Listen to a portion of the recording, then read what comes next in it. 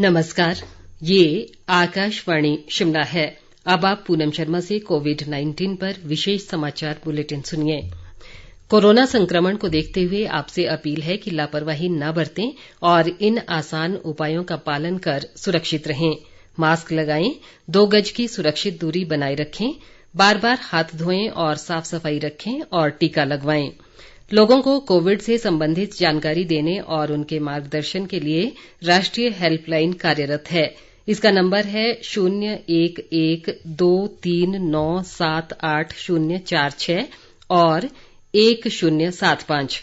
इसके अलावा हिमाचल प्रदेश में लोगों को कोविड संबंधी जानकारी देने और उनके मार्गदर्शन के लिए 104 हेल्पलाइन नंबर कार्यरत है।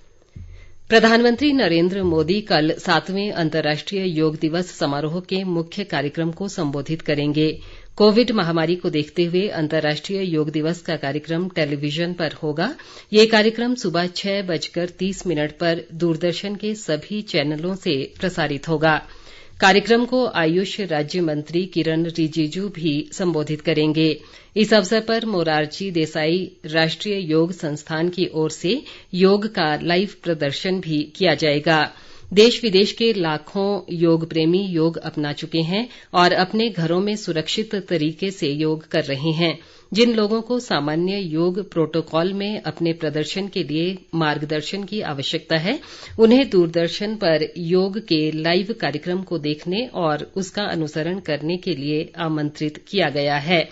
योगासनों के प्रदर्शन के बाद प्रधानमंत्री नरेंद्र मोदी का संबोधन होगा, जो सुबह 7 बजे से 7:45 तक चलेगा। इसके बाद 15 आध्यात्मिक और योग गुरुओं की ओर से संदेश दिए जाएंगे। आयुष मंत्रालय ने अंतर्राष्ट्रीय योग दिवस के दौरान होने वाली विभिन्न गतिविधियों के माध्यम से व्यक्ति के स्वास्थ्य समेत सर्वांगीण विकास के लिए योग की भूमिका को रेखांकित किया है। अंतर्राष्ट्रीय योग दिवस 2021 का मुख्य विषय स्वास्थ्य के लिए योग है। राज्य में कोरोना की स्थिति में लगातार सुधार हो रहा है और आज अभी तक कोरोना के 46 नए मामले आए हैं, जबकि 385 लोगों ने कोरोना से जंग जीती है।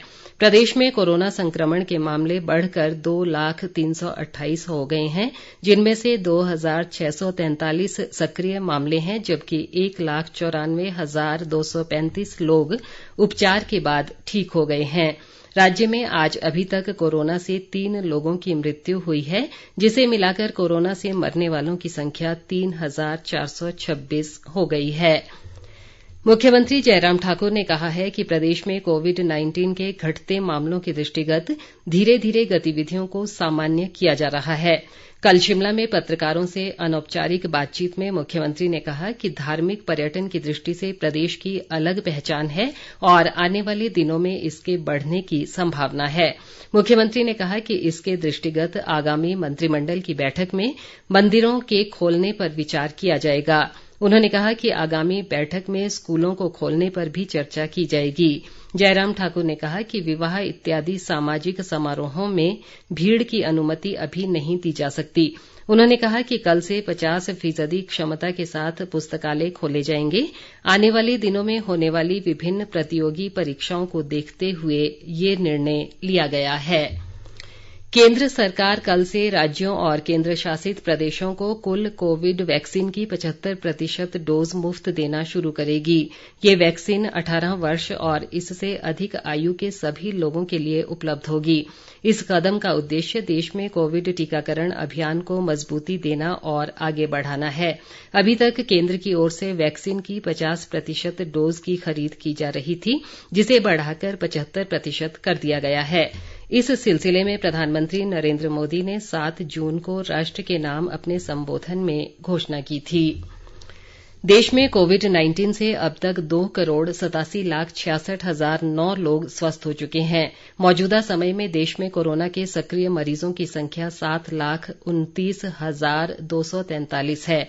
देश में कोरोना संक्रमितों की कुल संख्या 2,98,81,965 तक पहुंच गई है।